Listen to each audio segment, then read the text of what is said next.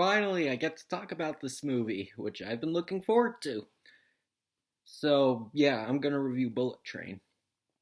So, the plot of this movie is this assassin named Ladybug, played by Brad Pitt, yes, that's his name, is assigned to obtain a briefcase on a train in Japan, and these other two assassin brothers named Tangerine, played by Brian T. Henry, and Lemon, played by Aaron Taylor Johnson, are also obtaining it, and they all try to outdo each other while fighting a bunch of other assassins, including this one young assassin named the Prince, played by Joey King. And they're going all around on this train, so they go around and try to stop each other and all succeed in their mission of obtaining the briefcase. This movie, I'm sure you know, I've been looking forward to this movie, and it was a well worth experience. Yeah, I saw this evening, and it was a really good experience. It was everything I wanted out of a David Leitch movie.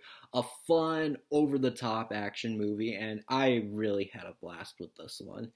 It's it just like Deadpool 2, it is an action comedy. I did kind of feel uh, Deadpool 2 vibes from this one. And speaking of which, Ryan Reynolds actually makes a cameo in this movie.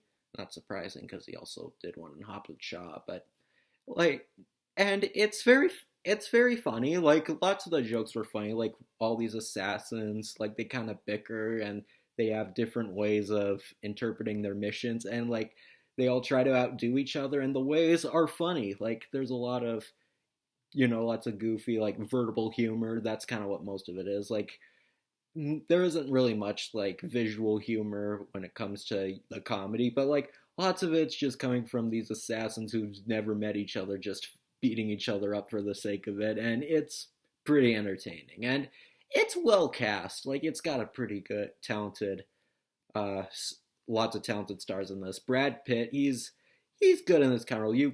He's a good like he's kind of a tough looking guy, but like he has a good sense of humor. That's kind of what Brad Pitt kind of usually does. Like he's does sometimes do like a lot of blockbusters, but he's never afraid to show his goofy side, and I did really like that about him. Him and Brian T. Henry and Aaron Taylor Johnson, like they all have really good chemistry together. Well, not chemistry because lots of the time they try to have to each other, but like the interactions they have are good and like they're funny. And Aaron Taylor Johnson, it's really surprising how old he's gotten after seeing him in like Kick Ass and Angus Thongs in Perfect Snogging. It's like Godzilla and some other stuff where he's like younger. It's kind of funny seeing him as an older man, but he's still pretty talented. And the movie, it's really fun. And Zazie Beetz is also in the movie, and she's not in it that much. Like she was only in it, I think, for like 3 minutes, which weird. It seems like kind of a waste, but I guess maybe because she worked with David Leitch on Deadpool 2, they had to. And yeah, the action's great. What do you expect from a David Leitch movie? Like the stunt work is great. The action's great. Like lots of the hand to hand combat, and even just lots of the action is just so fast paced and fun to watch, and you're really really impressed with it. I guess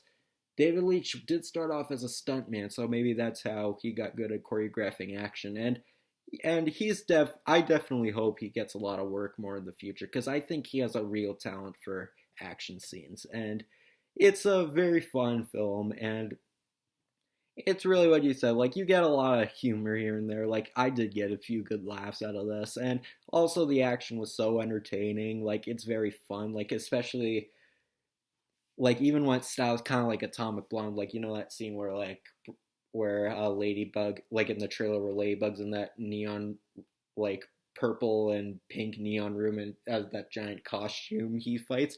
Like that Zazie Beetz, by the way, in the costume.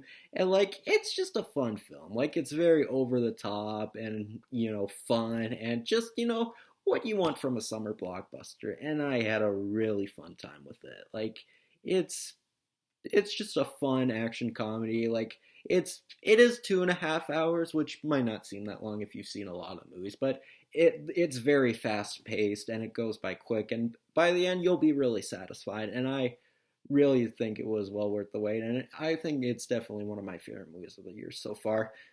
Wow, why is David Leitch? why did David Leitch movies always make my favorite of the year list? But yeah, I was very impressed, and I definitely was very entertained, and I would definitely check it out again in the future. All right, for the trailers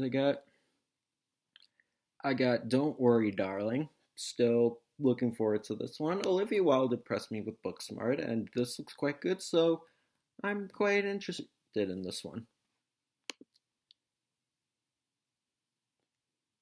I got Ticket to Paradise, which it looks okay. I don't know if I'll see it, but it might just be a stream at best. Maybe if I'm bored one weekend, maybe I might stream it. I don't know, but it just looked like a movie that exists.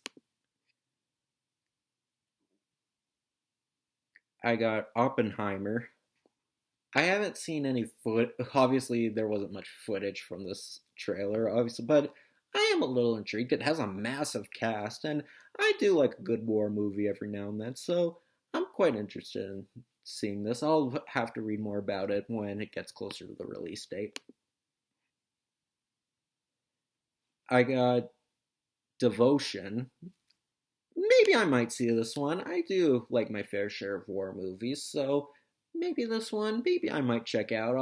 I'll see what happens. Maybe I'll give it a view, hopefully, but if not, I guess maybe I'll stream it, but maybe I might check this out on the big screen. I got The Woman's King. Looks pretty good. I think I might see this one. I know Viola Davis is in it. I saw her in the trailer, and it looks pretty interesting. A good female led film, and I think I might have to read more about this, and I'll look into it sometime. So I'll see what's up. I'm actually quite interested in this one. I'll see where it goes. And I got Black Panther: Wakanda Forever.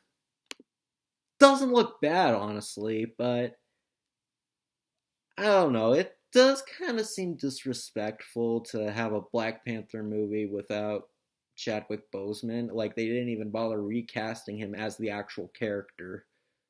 But, you know what? I guess to be fair, lots of actors in superhero movies do get changed a lot. Like Terrence Howard got replaced with Don Cheadle as War Machine. Edward Norton got replaced with Mark Ruffalo for the Hulk. Oh boy, what did they do to the Hulk? But I guess since Black Panther, like Chadwick, was in more than one movie, I guess I could see why some people would be upset. But the movie doesn't look bad, but I don't know if it's really a necessary film, but maybe it's good. I don't know. It did look visually interesting, so hopefully it won't be another one that's just a joke fest. Thor: Love and Thunder. Hopefully the MCU will actually turn out another actually good project this year. So we'll see what happens. So yeah, Bullet Train, had a really fun time with it. If you haven't seen it, and if you like David Leitch movies, or if you just like over the top action films, you'll definitely get a kick out of it. And I had a very fun time with this one. So yeah, Bullet Train, I really enjoyed it. So see you later.